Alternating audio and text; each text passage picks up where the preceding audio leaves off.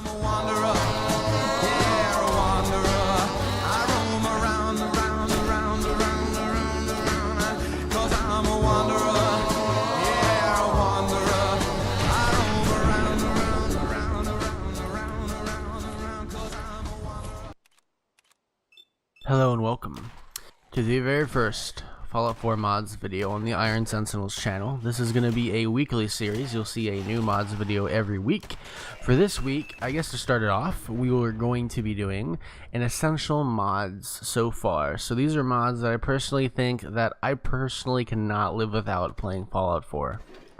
So for the first mod, we have the full dialogue interface, and it adds a more streamlined dialogue interface that is more like previous games. So in the previous Fallout games, the interface itself was a lot smaller, and just in general, it was just completely different. It showed every single thing you were going to say.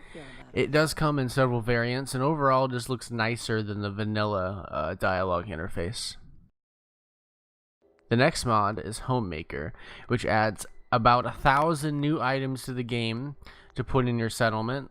Things like doors at the Institute, and there's tons of items you can see throughout the game. So they also have the catwalks from the vaults and several other things. This is one of the coolest mods, I think, for settlements. If you really want to add tons of different things and really spice up your settlement, this is honestly one of the best ways. There's so many items it adds to the game, and even adds some actual buildings that you can actually place in the game. So this is easily, I think, one of the most important mods to get on if you have a PC in Fallout 4. It is amazing. It definitely adds a lot of really cool stuff. So on to the next one, which is easy hacking and easy lockpicking.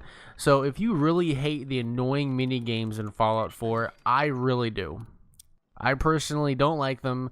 The mini games are annoying, especially the hacking ones. I hate these hacking mini games. They're such a pain in the butt. So what this mod does is when you're on the hacking, it basically shows you exactly the combination you need in order to hack it. So if you look on the screen of the terminals that you hack, there's only going to be one option for you to click, and you click that one and you're done hacking it. And you do the same thing with the lock picking, where when you're lock picking, you just turn, you just hit A, turn the lock pick, and it does everything for you. So basically what this mod does is it gets rid of the mini games, and this is really nice.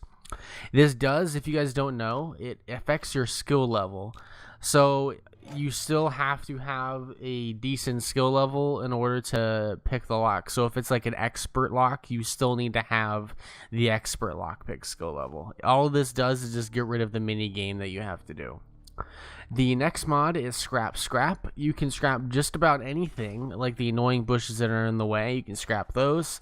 You don't like the leaves on the ground, you can get rid of those. So anything that is on the ground that is really annoying, you can clean up. It just makes, and when you're building settlements, it makes it way easier to kind of clean up the area, because in Fallout 4, because of the nuclear explosion, everything's so worn down that you can't remove basic things like leaves from the ground and trash and things like that. And it kind of stinks that they don't let you do that, because from this mod you're able to very easily.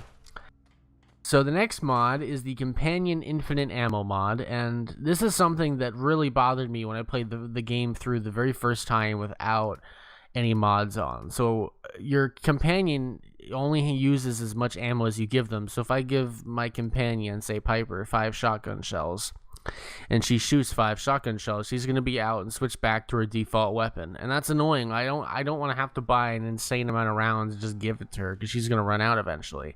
What this mod does is your companion, you give her 1 shotgun shell, Piper never runs out of ammo. She's never going to need another shotgun shell again. She uses the same one over and over and over again. So this, if you travel with a companion, it is essential, because it is such a pain in the butt, because the default weapons they give them are so bad. So the next mod we're going to is the Any Mod, Any Weapon mod. And this mod makes modding your weapons a lot more interesting. You can put any mod from any weapon on any weapon. So me, I took the minigun and I put a long barrel on it, and I put an electrification module. And what that does is it shoots electric bullets out at minigun like range and speed. It's pretty crazy, and it does a lot of damage. It kills people pretty fast.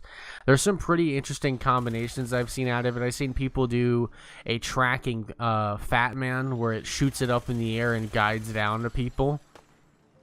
So the things that people have come up with are pretty crazy. So this is definitely a mod where if you get kind of bored of the mods that are available for weapons, this makes you could be way more creative and come up with some really interesting stuff. It's really cool.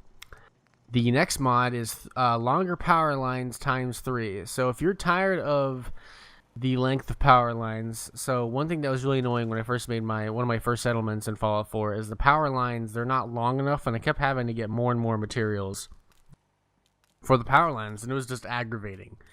So what this does is it makes the power lines 3 times their normal length, so you don't need to keep making more and more and more power lines. So it helps save you materials in the long run. Overall, this is just nicer, and it makes things look way more clean, not having the silver connectors literally everywhere. So it is a really good mod. I definitely recommend downloading that one. And finally, we have a higher settlement budget mod, and this, I feel, if you're building settlements, is probably the most important one to have. So if you get annoyed with the whole you cannot build anymore, where me, I'll barely put anything in my settlement, and all of a sudden it says you cannot build anymore, and that is extremely aggravating. I want to build however much I want to. So this mod makes it where when you get the message you can't build anymore, it basically makes it where you can get rid of it and you can just keep building. One note is that this will affect your FPS if you build like a crazy amount. And like I would say an example is like without anything built at the Red Rocket Station, which is the place that I have, I was getting like 60 FPS, and then once I started building a lot of stuff there, it went down to around 45. So your FPS will lower if you build the crazy amount. Just a note that if you have like a lower end PC or like a mid end PC, just be careful with the amount of stuff you place. Other than that, guys, that'll be it for this episode. If you guys have any suggestions, any mods you guys want me to cover, please leave in the comments below. Other than that, you guys have a good day.